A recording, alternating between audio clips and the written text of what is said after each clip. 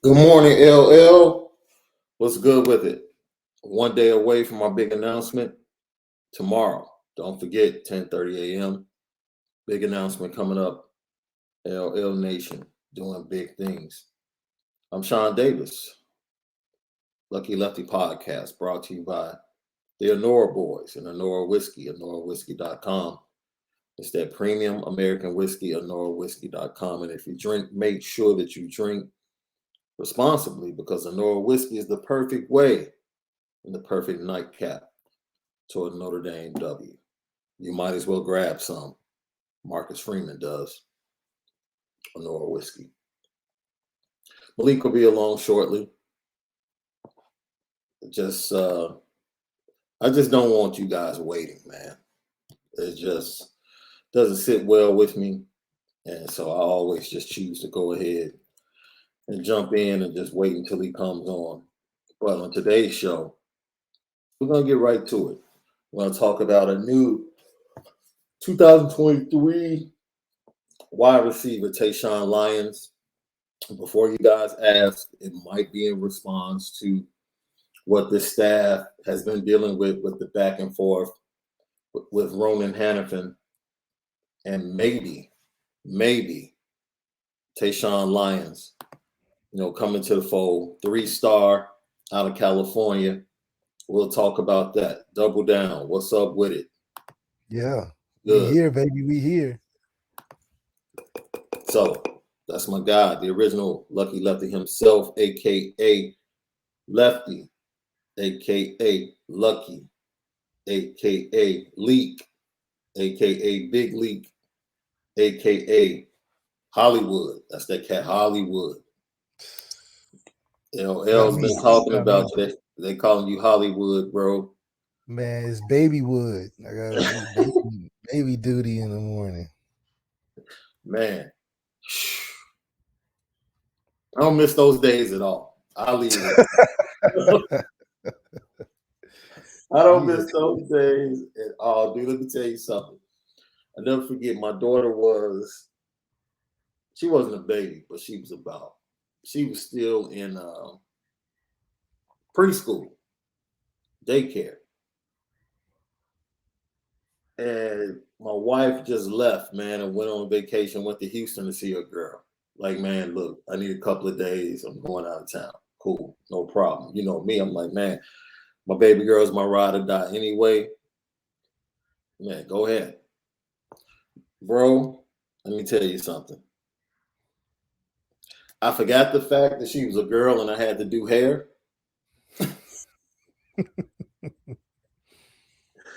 I might have created the worst hairstyle in the history of mankind, bro.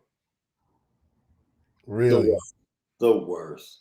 Because in my mind, I was trying to give her like the ponytail, not the ponytail, but the two little.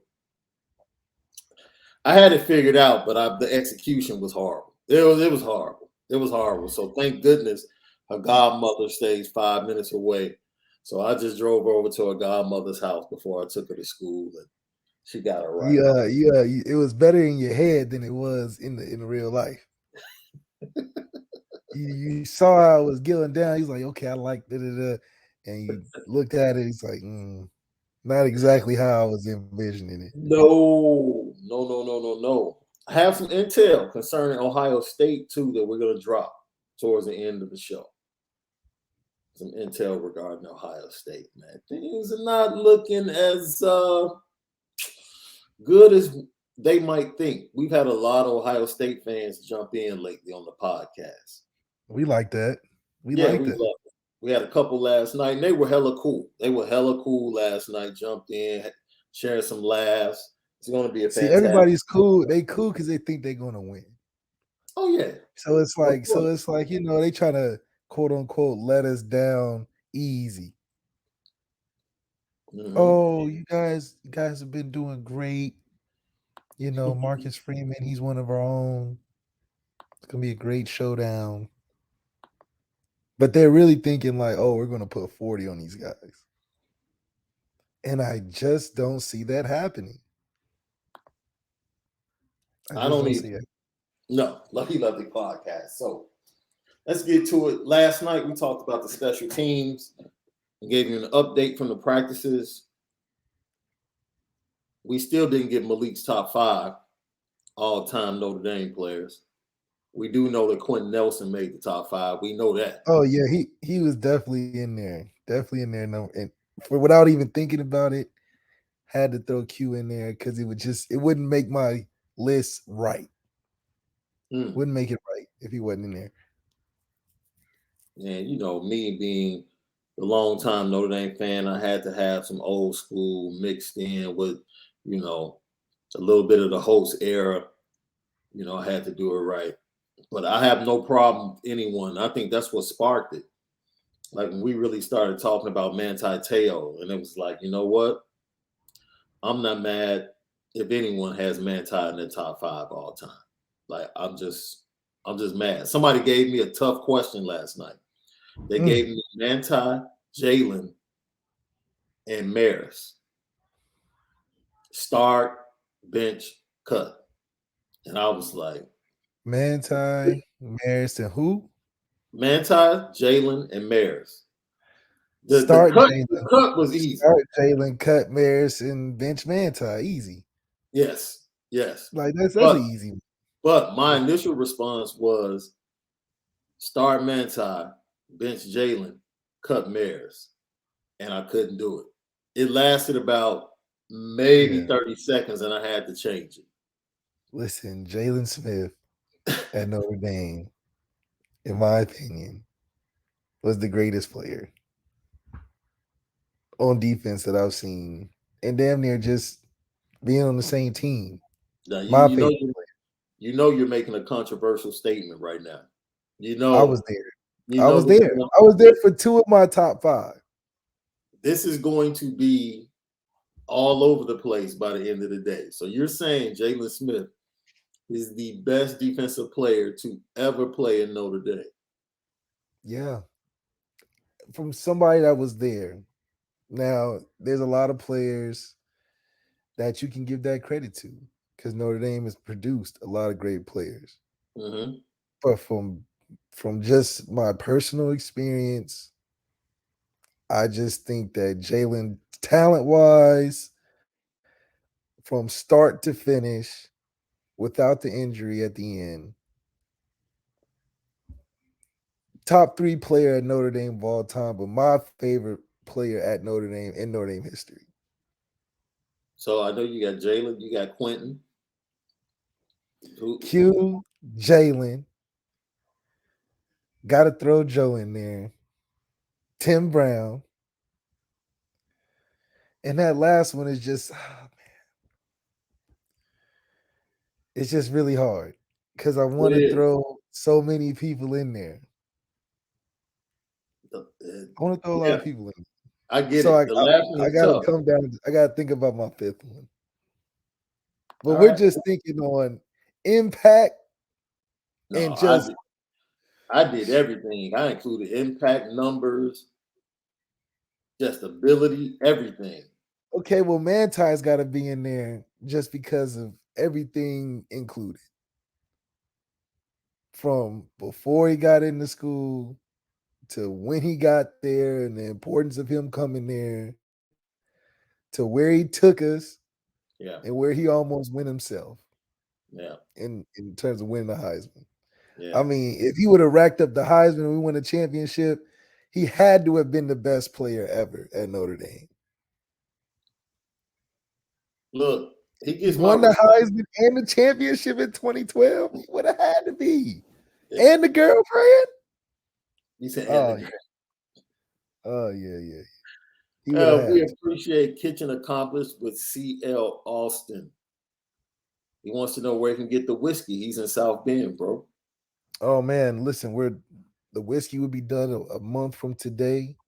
We had to do a new product line, some huge developments on that end.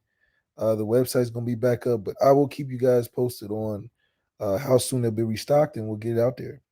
And it was available pretty much at all of the liquor stores. I know close to the stadium. Yeah, it was available for a while. Right now, they're not. Like I said, we just putting some more product on the line, and then we're gonna have it out for the season. So we really getting ready for the season coming up real soon. That's funny. We had that conversation with Eric Hansen and a couple of guys when we were down there for the spring game, talking about what's coming with the whiskey and the double barrel and the aged whiskey and different things. So, yeah, lock in, guys. It's a lot coming up with a Nor whiskey. So let's get into it. Look, bro, it's a new 23 recruit being forecasted for Notre Dame, right? And a Mm-hmm. lot of people are connecting it to the recruitment of Ronan Hannafin, who has been waffling back and forth between Notre Dame and Clemson and continues to do so. Uh, some crystal balls went the way of Clemson earlier in the week, and now, Notre Dame offers this young man on the 9th, and literally the next day, he's crystal ball for Notre Dame. And I'm talking about, why I like this kid. I like this kid because of his name, bro. Mm. His name is Shaun. Mm. Tayshawn Lyons, out of Mm. California, bro. Tennyson High School, Hayward, California. How far is Hayward from you? Is that Northern California? Let me check the little maps real quick. Hey, That's a town I haven't heard of. yeah, Anybody in LL know? It's oh a yeah, bunch. That's Northern California. Yeah, That's like the Oakland Alameda area. County. Yeah, East Bay. Yeah, you up So there. You once Marcus again, Peters area up there. Marcus Peters area. So once again, they go to the Bay Area. We already got Rico Flores from up north in Mm-hmm. California. We go right back to get this kid, and bro, we can go ahead and check out his film, and you tell me because I already know what jumped out to me in his film. But you can go ahead and let me know what you think about this young man. 31 catches, 30 yards per 31 catches, 955 yards, 1,420 total yards, 23 total touchdowns. Just crazy stats. This kid, talk to me, bro. Up Man, top. first of all, got some good productive numbers, meaning he's getting yards after the catch. And that's what you want to see for a guy to be as quick on the ground coming from the air and that quick twitch. It's going to be challenging for defenders to judge his speed because, usually they look at him and be like, okay, they can adjust to a guy. But when he's running at you and then the separation he has, it reminds you a lot of like how Will Fuller was, where he'll be right there, and next thing you know, he's about 3 or 4 feet from you, and you like, how did he? I was just there, and that's the what do you say, the deceptive speed of a guy like this, and a lot of it comes too because you have long strides. So when you have long strides, you have a consistency to have that illusion of I'm running, but I'm really not running. And I think that's what, you look at a guy like this and you can get excited because once again, you're seeing him in different spots on the field. You're seeing him at kick return. You're seeing him play at the inside receiver, the outside receiver, single receiver side. So he's doing a lot of things that you can show on tape that it's like, okay, if he's not in one place, we can throw him in another and still get everybody we want on the field.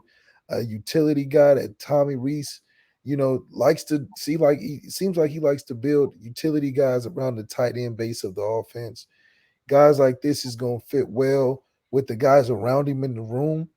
And that's something that's important too. When you're recruiting, you want to get a guy that fits with the room vibe that can also push the room, but not be a distraction within the room. So you look at his film and you're thinking, oh, this is just like Rico Flores. This is just like Jordan Grayhouse. This is just like, the guys that we've been recruiting. So the standard of athleticism that you're seeing from guys like this, along with a separation, you really can't get much better than that because for Tyler Buckner, those are the two things you're going to need most.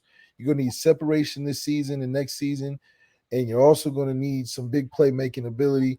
And for guys to be able to catch screens and not be one dimensional and still take it to the house, this is all you can ask for, because now not only are we throwing it deep, we can throw it short. We can hand it off. We can kick it to you. We can put you in the slot. We can do some trick stuff. So with guys like this, man, it's just important for how are we going to be able to put this, right? How are we going to put this all together? Bro, Is he he lost his shoe on this play, bro. lost his shoe and it didn't affect the play? And you're looking at this, you like, he doesn't look that fast. It's a lot of guys like, man, he doesn't look like a burner. But when you get in there and you realize, okay, not only can he create separation, but he's hard to bring down. Guys just pulling on him, making guys miss. He's juiced up after the play. And what a lot of what we had before at Notre Dame were guys that were catch tackle guys. Guys make a catch, do a little dip, get tackled. Guys that we recruiting in 23, 24, and some of the guys we have now, they might catch it, make a dude miss, make another guy miss, dude from behind jump on his back, and he carry him about 3 more yards. Those are the type of exciting plays that makes Notre Dame fans come to games and not sell their tickets to the opposing fans. Them the type of players that, that gain and garner the late night spots and the game day spots that we have, like against Ohio State. And it's something that that we're making as a factory at Notre Dame. We're producing talent. Yeah. Everybody wants to talk about the quarterback position, yeah. But at every other position, we're getting some guys that's entering the draft and putting their names in awards for the end of the season. He is currently ranked, according to 24/7 Sports, as a 51st ranked wide receiver in the 23 class. Some people have him as a 4-star. He's a 3-star in 24/7, and he's ranked 424th nationally. Now you ask, why is Notre Dame going after this kid? And I say, somebody pretty much put them up on this kid. Someone building relationships in that area that got them to have an opportunity to bring Rico Flores to Notre Dame. Someone mentioned them. And here is the kicker. If he does commit to Notre Dame, they would be stealing him from Washington. And what's the connection? The guy that was thought as the lead candidate for the wide receiver coach position at Notre Dame, Jamarcus Shepard, that basically said no to Notre Dame and chose Washington, is about to lose one of his top guys that was a heavy lean towards his program to Chancey Stuckey, who eventually got the job at Notre Dame. It's like Chancey is coming in and stealing them late in the process. And, it is absolutely crazy. And that's it. That was the next thing I was going to say. He has family on the roster. He is related to Tariq Bracy as well. And we know about Tariq Bracy. This is breakout year. Yeah, and it's not like, that's cool that he's related, but I doubt very seriously that Tariq was like, yo, y'all need to check out. And, yeah, it ain't it that. doesn't work like that. It don't work like that. No, it doesn't work like that. Someone else. You gotta put your resume in. Yeah, and building relationships is what allows you to be put up on a young man. And when you talked about his film, I didn't want to say it, bro. But the first time I looked at his film, I said, oh, he moves like Will. And I stopped short of that. You say Will Fuller to Notre Dame fans, they can get sensitive, like, hey, relax. Will's special now. I'm glad you said it before I brought it up.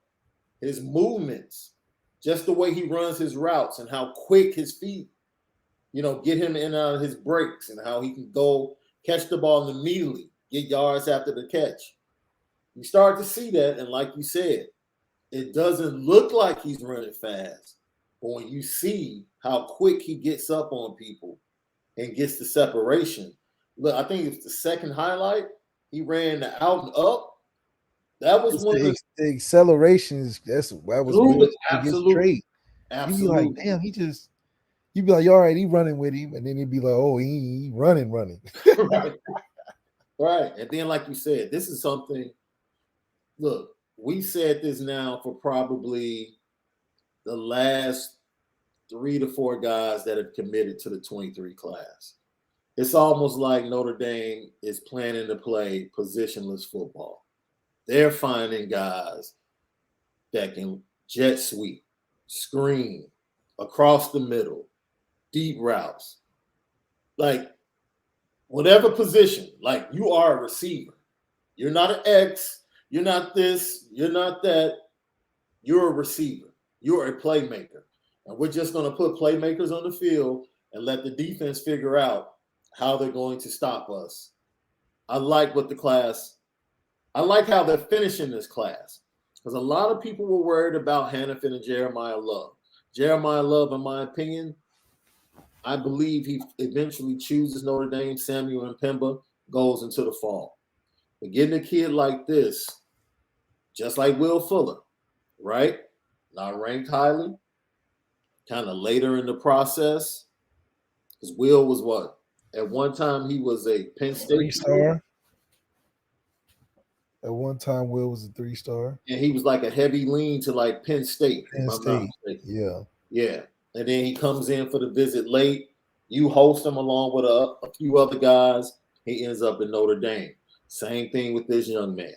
He comes in late, has a connection.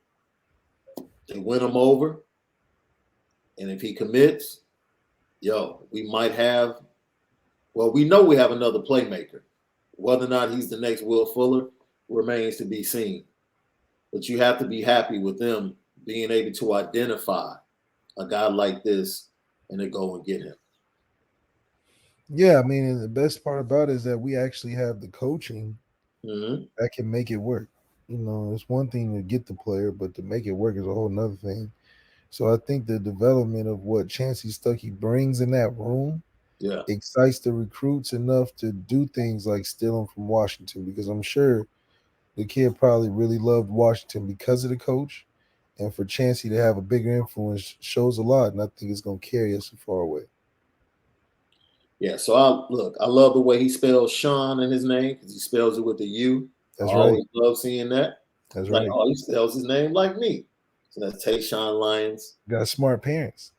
Absolutely. It just flows better. Flows better, man.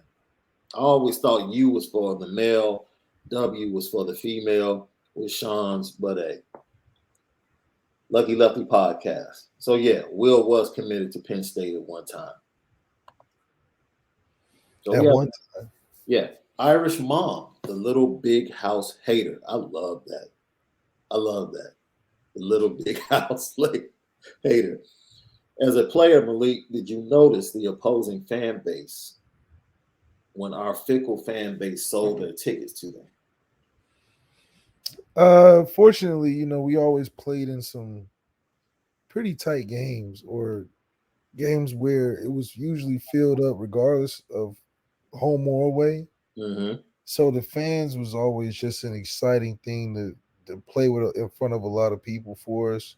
Obviously, we would enjoy it to be us more times than not, but I wouldn't say it played a factor. Like, we never really went into games other than the old Florida State game. We was like, man, these fans might, really make it hard for us. And so outside of that game, and maybe the Michigan game where it was like the most people ever at a game type of deal, those may be the only two situations where I figured, okay, they played a factor. Mm-hmm. But other than that, I mean, we love what the fans bring when it's the majority of fans at home. But even when it's not the case, the opposing fans don't play a factor to where it affects our play, even if it's at home. That's interesting. So it was kind of, I guess in that 15 season, it really wouldn't have been like that because you guys were rolling. Oh yeah, it wouldn't have. Yeah, but the next season when you guys struggled at some point. Yeah, like when Michigan State came, it was a little crazy because it was a tight game, and Michigan State was pretty deep, and just from the circumstances, it was a little tough at home. But other than that, I think we did pretty well. Yeah. So we'll move on from that. We're going to talk about the three most important players on each side of the ball. You want me to jump it off, bro? Let's get to it. I mean, it's Tyler Buckner's pretty easy, right? That's pretty easy. If we're going to be honest, like his success plays a major role in how far this team goes and where they go this season. I don't know if I would rank him as number one. He's one, if not two. I would agree with that. But I'm going to go Tyler Buckner. Then I'm going to go Jaden Thomas. I was going to go Lorenzo Styles Jr. But I feel like I think him and Michael Mayer are dogs. I already know that. Right? Number 3 for me is absolutely Michael Mayer. Let me tell you why. He's been fantastic, but he has to be better. Like if Notre Dame is going to be a college football playoff team and win a game and get to that championship game, Michael Mayer has to be better than he's been. And he's been absolutely fantastic. Him and Foskey have the same thing going on. Yeah. Both great players. Look at the stats. You go, oh, okay. But they're not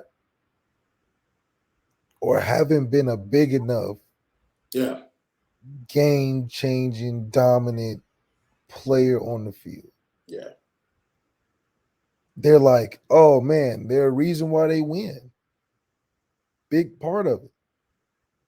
But when it comes to wrecking the game, where it's like, oh, that's just too good, too many times, damn well, we got him and you don't. Yeah. There's not enough of those moments from guys that are that good, which we expect them to be, you know. I think Foskey coming back, a 20-sack season is a game-changing, dominant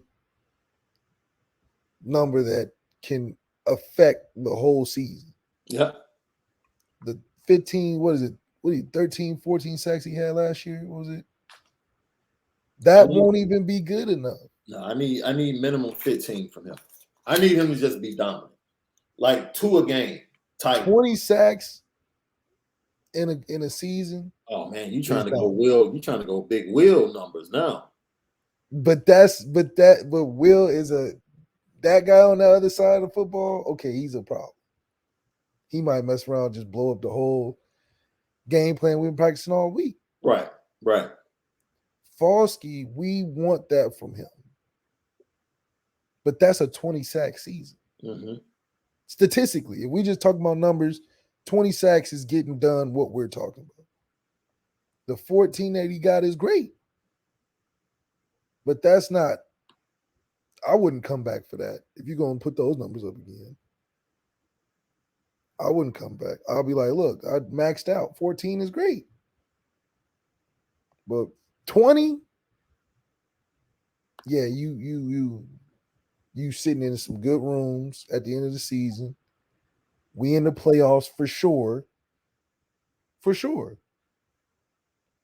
Because any way you split it, 20 sacks, however you filter it out, is a good season. You changing the game in some way. That's why we need him. And Michael Mayer is the same thing. Michael Mayer has great numbers, bunch of receptions, looks the part, Captain America, all that. But there's times in the game where he'll drop a ball in a big-ass moment. Mm-hmm. And he'll be making plays all other times of the game. You know what? That is the next step, bro. Making the plays, making the big plays in big games and big moments. That's the next step. That's it. Because Michael Mayer, he gets loose every first half. First half, he gets loose. Like, you know, the key touchdown against Toledo late. Mm-hmm.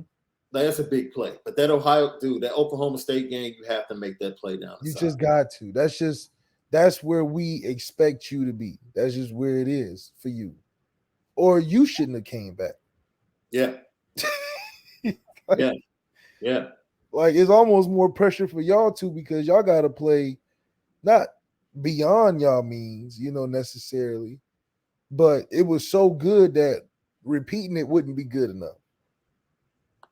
That's facts. And so that's where the pressure is for them as opposed to a Tyler Buckner where we just need you to just play consistent. Man. We just we just need you to be our ace in the hole. We can close our eyes and think and know that you're gonna get us there.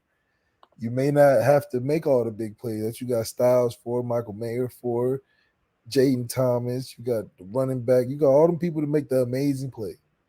You can make some too. But when it comes to 3rd and 4 on the 50 going in, we need you to complete that pass. And we don't care if they blitz it. That's what he got to be good at. So um, I think that the point of it is Michael Mayer and Falsky are in a different tier of expectations for this year and of a different importance to each side of football that's different than the other nominees this year. But we know that without any of them, it all can't work. Right? Without that 20 sacks, it don't matter what the secondary is doing. When we're saying winning it all. Yeah. I mean, unless Cam Hart, have a Deion Sanders year or something crazy. But we saying just clearly affecting the season, Falsky and 20 sacks and Michael Mayer with touchdowns. Like if he had 3 touchdowns versus Ohio State, that's what we're talking about. Not 3 touchdowns versus Cal, not 3 touchdowns versus Marshall, 3 touchdowns versus Ohio State. And you may have the same numbers as last year, Michael Mayer, but let those numbers be in the games that we all know really matter. Let you put up 11 catches for what, 180, 2 touchdowns versus Alabama or Ohio State. Yeah. That's when people are like, oh, we got Michael Mayer. When you get at the draft, as if y'all came out last year, it's like, oh, it's a great talent. They show your highlights, you crushing a Purdue guy out of bounds or one hand in a dude in West Virginia against West Virginia, something. But if they put one of them highlights of you tossing Will Anderson out of bounds or something, or something crazy, now you top 5. That's just how it can happen for you. So that's what it takes. So look, that's my top 3 are most important on offense. For you, I went Jaden Thomas, Tyler Buckner, Michael Mayer. What's your top 3? Tyler Buckner, Jayton Thomas. I already talked about Michael Mayer. My third one, though, is going to be Logan Diggs. I think Logan Diggs is going to be important because Logan Diggs is what makes the running back room dangerous. If it was without Logan Diggs, you'd be like, okay, they're good. They got Aldridge, they got Chris Tyree. But Logan Diggs is that extra heavyweight that you can throw out there. That's a backbreaker. He's the backbreaker of the room. Because you can hit him with an Aldridge all game. You can hit him with Chris Tyree all game. But that Logan Diggs piece, what are you going to do with that? You're not trying to tackle that all game. He's that in between the Chris Tyree and Aldridge that you need to make the running back room so fitting for what we want to do in terms of physicality and running that football. And him in there healthy, he doesn't have to have the most carries, but his carries are going to be important to stimulating that offensive energy in terms of getting late in the run game. Because Audrey can't do it all. I think him and Logan Diggs, that combo with Chris Tyree is just going to be real deadly.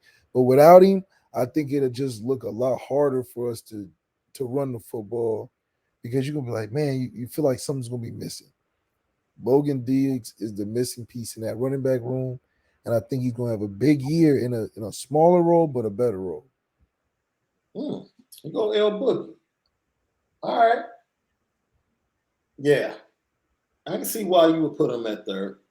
Let us know, LL Nation, your top three most important offensive players going into the 22 season.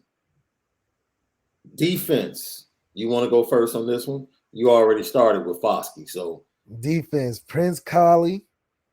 mm, I got PK. Jay and Mickey as my second one. Mm. And I got Justin Adamiola as my third one. Jason or Justin? What did I say? Justin. Oh, no. Jason is the big dog. Jason. Yeah. What did I say? What did I say? Justin? I said Jason. Yeah, you said Justin. Jason. So you got Adamiola, Mickey, and PK. I'm going to. Well, you already had Foskey, so you got Foskey, PK, and Mickey. You got four. Foskey's we already know about Foskey. So you're just gonna he's just the obvious, but he's him and Michael Mayer at a tier where it's like without them doing what they're supposed to do, yeah, we have no chance of winning the championship. Number one for me, the difference between Notre Dame being really good and being dominant, and we saw this from another team that I don't even respect enough to call their name, but they just happen to be in the state of Michigan. And we just happen to take their legacy quarterback in 24 in our class. I need the bookend. You already talked about Foskey. If we get double digits from Riley Mills, my man, if we get double-digit sacks from Riley Mills, it's a problem. It's a problem. That right there will turn. Now you have your answer to Will Anderson and Dallas Turner. Like all good teams have bookends, right? Especially great defenses. That's what Georgia had last year, right? That's how Travon Walker ended up being, in the top of the draft, out of nowhere. That's what they have. Nolan Smith coming back off the edge. So, and Jalen Carter in the middle. So I'm going to go Riley Mills number one because I think he gives this defense the ability to be elite if he gets to the level of double digits. I truly believe that. Now, I might steal a page out of your book because when you said it, I thought about it. And not for the reason that he has to be the top guy, but the emergence of Jaden Mickey is going to be vitally important, especially with the different looks that Notre Dame wants to give offenses, right? Jaden Mickey's going to play game one. And he's going to have to match up. And he's going to be in the slot. Heck, he might end up, next to Smith, across from Smith and Jigba on a play, working in the slot. But he is so versatile, so much of a dog. Every rep he has against a wide receiver, even if they make a play, he's right there. Now, we've heard that before, right? In Notre Dame history, your boy Nick Coleman. Like, dude, Mr. Right there. That's always right there. Mr. Right there. Mr. Right there. So we're gonna have to get Nick on one day to talk about. You would think he had the speed, he had the technique, he had a little bit of size, and played it right most of the time. Just couldn't ever. Like dudes would be making extremely tough catches, and it would look like I think it was his reaction to them catching it would be like it would be him so lost, like I can't believe he's doing this. Like I have no way to stop it. Like, but he would be right there though. That would just be. He looks up and the ball just happens to come over the back of his helmet. Skims his helmet, and the dude just catches it right in his face mask and rips it. And he just falls or something crazy like. Oh man, Mr. Right there, classic moments. Yeah, so I totally understand why Jade Mickey for you is number two, but for me, look, I can't avoid. He was important last year. He's important this year. Maris Leofow in the middle of that defense. You saw the difference last year. And I thought, as I said before, the linebacking core, not expected to play as many plays. Injuries happen to him and Botello. And the next thing you know, these guys step up. And I think that experience is going to allow the Notre Dame linebacking core to be very deep this year. Very deep this year. To whereas if you have an injury, you're not even worried about who's starting the next week. You're like, okay, cool. If we lose someone and Prince Colley's the starter, oh, we good. Yeah, we good. Let's roll. Yeah, and I really do think that Maris being there is definitely what we need. Yeah. But because of the depth of linebacking core, we're almost okay in a sense. If he goes down to a freak injury, I think a lot of Maris like a Drew Tranquil. Mm-hmm. Drew Tranquil, when he first came in, was a very, very solid piece. Yeah. Goes through back to back crazy injuries. It's great to see him playing now in the league, but injuries where you would think, all right, he's pretty much done. Three ACLs, a bunch of different stuff. But during that absence where we thought, okay, Drew missing is going to be huge, guys behind him was really stepping up and became great players as well. So we're at a point with our recruiting to where you can throw a couple of these young guys out in the case that maybe Maris need a break or something maybe crazy happen. But the best part though is that you can throw a young guy out and not miss too much of a stride. One of them young guys can mess around and make a play. So I do think the security in that linebacking room is there. But Marist on the field and the right combination with guys with Al Golden, you putting together something really, really, really, really special out there. And Al Golden's impact, once again, just the nuances of the game is one of those things. And I said it yesterday or last night. Ben Morrison is he's going to play 4 games. Even if they decide to redshirt, he's going to get action. But he's going to work his way into the rotation, right? This is why I would say the first month is vital for someone like Clarence Lewis. Vital, right? Because the schedule is not even really, week 1, he's going to face some tough receivers. Well, shoot, Week 3, he's gonna face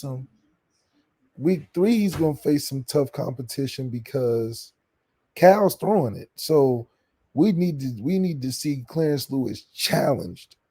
That's true. It ain't even about the level of competition. We need to see him get some balls thrown his way. Yeah.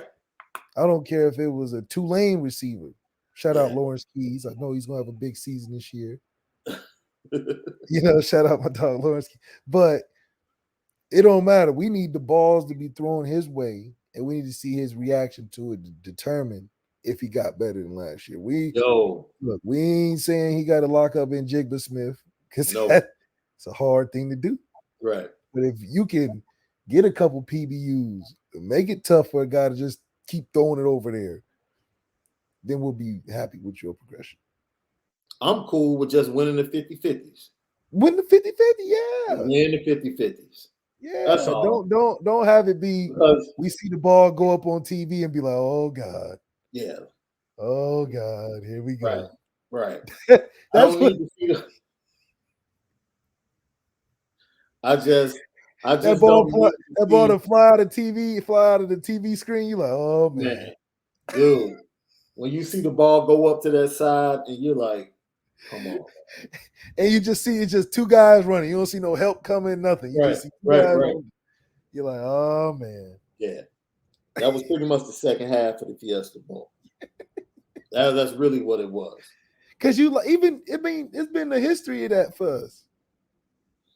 You talk about so unfortunate, like the Clemson game, we weren't better than them plays away.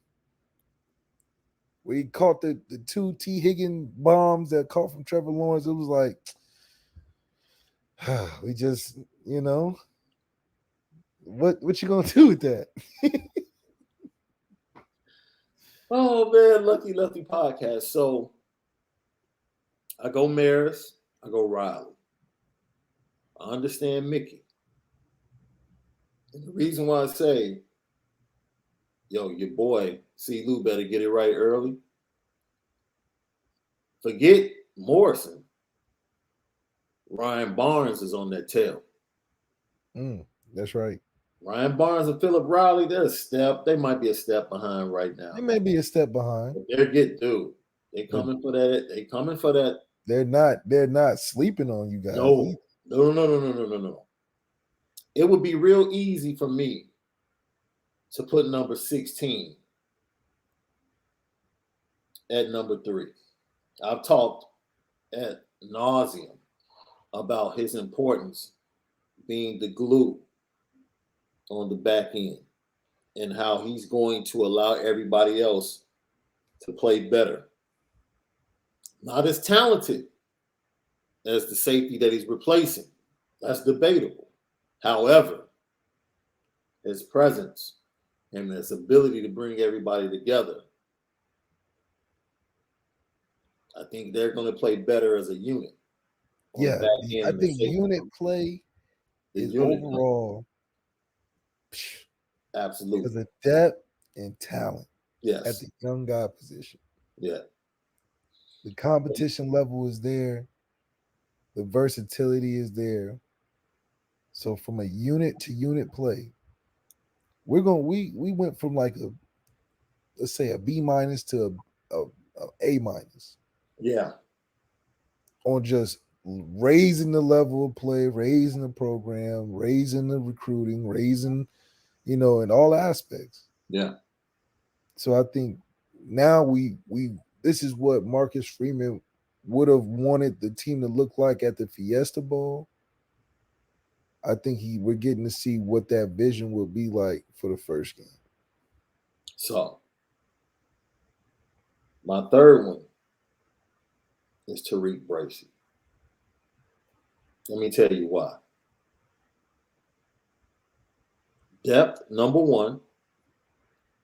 And most of our depth at defensive back is really on the outside. Guys that can play the outside. Jaden Mickey and Tariq Bracy are really the guys that are really good at playing that slot. Right? I don't want to put all of that pressure on Mickey early. I need Tariq Bracy to be healthy. I need him to be healthy because let's say Cam gets hurt. Tariq can go outside. And then Jaden Mickey can come inside. Right. C. Lou gets hurt. Tariq can go outside if you want to move him. And Jaden Mickey can go inside. But if you lose Tariq in that middle, in the slot, now you're down to really just Jaden Mickey, a true freshman, being your slot guy. Yeah. And because you can't really put Ryan Phillips in that position. Right. Really Ryan Barnes. Ryan Barnes. You can't put Ben Morrison in there because they're big guys. But Ben Morrison is somebody that might have that ability, but he wasn't an early enrollee. So he's being caught up. He's catching up to the playbook, right? So maybe by week 4, he might be ready. But the blessing in that is, and I don't like this, you can take Brandon Joseph, and he can be in certain packages. He can be that slot guy to cover, right? If you don't want to put Jaden there for the entirety of the game, if you want to give him 40, 50 snaps, you can use Brandon Joseph in other packages. Kind of the way they use Kyle. Right. They use Kyle in the slot. For me, Tariq Bracy is really important. It's important that he stays healthy. It's important that he continues to progress in that slot position and get better, because I think he showed over the last 5 to 6 weeks of last season that, he's found his spot. He's found his spot. And you saw him start off in the slot against Virginia Tech and then come in and get a big interception playing the field in a series against Virginia Tech. So that's his versatility. And because of that, I'm going to put Tariq Bracy at number 3 for me. The most Tariq Bracy has a huge role from just a week-to-week basis. I think he's going to probably be the most challenged with the team's best offensive player each week, because they usually play in the slot. So that's a naturally tougher position. Each and every year is growing. But, him being in that position, I think is going to require him to be healthy, and that's the main thing. Like you said, if he's healthy, he's going to perform. Yeah, where he's going to perform. If he can stay healthy through these tough games and through the season, then everybody else will develop and then fall in place in supporting that as well. I'll keep it a buck, and I think you said this. The only thing that kept Shaun Crawford from being special was injuries. Yeah, because if he didn't get hurt his freshman year, he didn't get hurt in the slot. Where did he start? He started in the slot. Yeah, he was starting his freshman. He was nice. He would have been special. That would have been your special guy as a defensive back that might have started the trend of guys wanting to come to Notre Dame at that position. So you have to keep your guys healthy. We do have the depth, and it's not like freshman depth. It's sophomore depth, junior depth that has been around. Now they have to come up and solidify, the 1A, 1B thing Marcus Freeman talks about, be much better. But on the front end, I like C-Lou, Cam Hart, Tariq Bracy, Jaden Mickey. Like if that's my best 4 right now, I can roll with that. And if we need to bring down Brandon Joseph for certain times, we can roll with that, because on the back end, you got Xavier Watts, Ramon Henderson, you got Houston Griffith, and DJ Brown has had a he's continued fantastic spring and has continued that trend into fall camp. He's been absolutely fantastic. And I know everybody's like, we hear DJ Brown, get it. He's making plays. He just shows up wherever the ball is. Yeah. He shows up. That's right. Here's a question. Xavier Watts is playing safety. He's playing safety. Expect him to be in there somewhere. Dude, I try to tell people all the time. We talked about this last night, and I want to get your thoughts. I was talking special teams last night with LL Nation, and I was pointing out how good Lorenzo Styles Jr. looked at punt return. And I was like, yo, his value on offense, like, do you really – how many times per game do you want him returning a punt? Yeah. Is it clutch situations? Trying to get a big play to spark things? How many times? Because the other guys that have been back there have been Brandon Joseph, Jaden Mickey, Deion Cozy's took some reps back there. Tobias Merriweather as a freshman took some reps. Chris Salerno, Mr. Dependable, Mr. Faircatch. They speaking high on Salerno now. They saying that's a guy y'all better watch out for in that slot is Salerno, behind Avery Davis and some guys. So don't be surprised if that becomes Tyler Buckner, Scotty Miller, like it was for Tom Brady. Yeah, I can rock with that. But, special teams, that return game is going to have to be big. We know Chris Tyree and Jabron Payne, I believe, is getting a long look at kick return. Kick return was going to be so – I don't think people understand how ignorant kick return was going to be with Chris Tyree and Jadarian Price. I don't think people understand. Kick return was going to be ignorant with those two back there. Like, it doesn't matter, man, choose. You choose your death. How do you want to die? You go ahead and choose it. And now with the injury to Jadarian Price being out for the season, Chris Tyree will be the main guy, but Jabron Payne, who was a freshman, dude, I don't know how much he is deadlifting or squatting, but the dude has tree trunks as a true freshman. So it's going to be good to see him back there with Chris Tyree. That's pretty much been the case in practices. Some other guys have been back there as well. But Jabron Payne is getting a long look as a true freshman, returning Ohio kicker. boys, don't sleep on the Ohio boys. Here we go. But the nation, I gotta sign off. I gotta catch this that Hollywood stuff y'all talking about. So. There you go, Mr. Hollywood himself. Checking out. Don't forget us, man. Tomorrow, 10:30 a.m. Yep, we got something for y'all. Got something for you. Yep. So you go ahead. I'm gonna get to the petty train for folks. That's right. And we'll get out of here.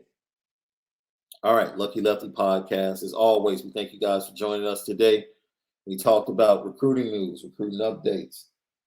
Talked about Shaun. I just lost the name that quick.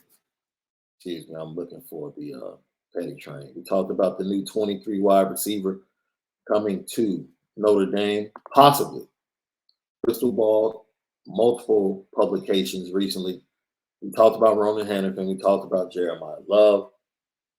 And then we talked about our top 3 most important players, offensively and defensively, and went over the things that we talked about. If you missed the special teams show, go and watch it last night. Go and watch it from last night. We talked special teams and even more recruiting. You know what time it is.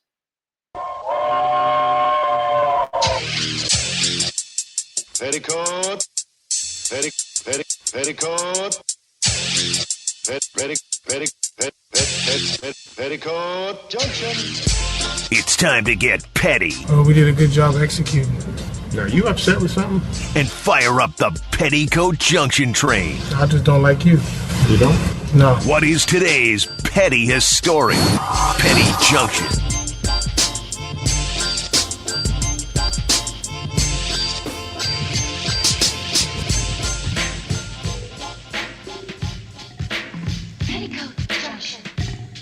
Right, Petty Junction, Petty Story of the Day. Brought to you by Nora Whiskey at NoraWhiskey.com, that premium American whiskey at NoraWhiskey.com. And if you drink, make sure that you drink responsibly. Man, let me tell you something. The pettiness of the NFL. It continues. And I don't know if you guys happen to see this, but there was, and let me make sure I have this for, there it is. Check this out. I believe it was T. Boyd, T. Higgins, Jamar Chase. They were on the pivot. And when they were on the pivot, Jamar Chase was talking about the chirpiest players, and he mentioned the Cleveland Browns secondary and how chirpy they were. And he mentioned Greg Newsome, the freshman, not the freshman, but the rookie cornerback, always talk trash. The Browns beat them twice last year, by the way. And here we go. This is Denzel Ward's response on his IG page. Greg Newsome, I don't think he elite, but he definitely, they all just talk crazy. So it ain't somebody we circling. It's, yeah, we see them. Tighten up for.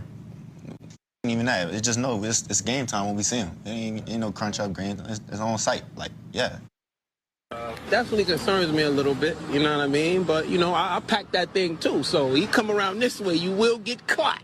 Perrine is the running back. Fake it to him. Burrow has a target in sight, and it's stolen. It's stolen by Denzel Ward, who cuts back at the 40, and he may be going the distance. A full 100 yards to glory. Wow, what a great call. Yo, that was mad petty. That was mad petty for him to respond with the 400-yard pick six on Jamar Chase down at the goal line after Jamar Chase said it's on site when we see him. And I'm like, that's a great, yeah. That's a great comeback. So, man, that's one of the best, well-earned, petty tickets, right? One of the best tickets earned on the petty train. All right. So tomorrow, don't forget 10:30 a.m. Big announcement. Big announcement. We'll also be dropping some stuff on our social media page, and can't wait to see you. Don't be late because we're dropping the announcement at the start of the show. We're starting the show with the announcement, and we're gonna rock out. I'm super excited. Malik's super excited. And we'll let you know tomorrow, same time, 10:30 a.m. Have a great, great Thursday. And most of all, spend it different today. We'll see you.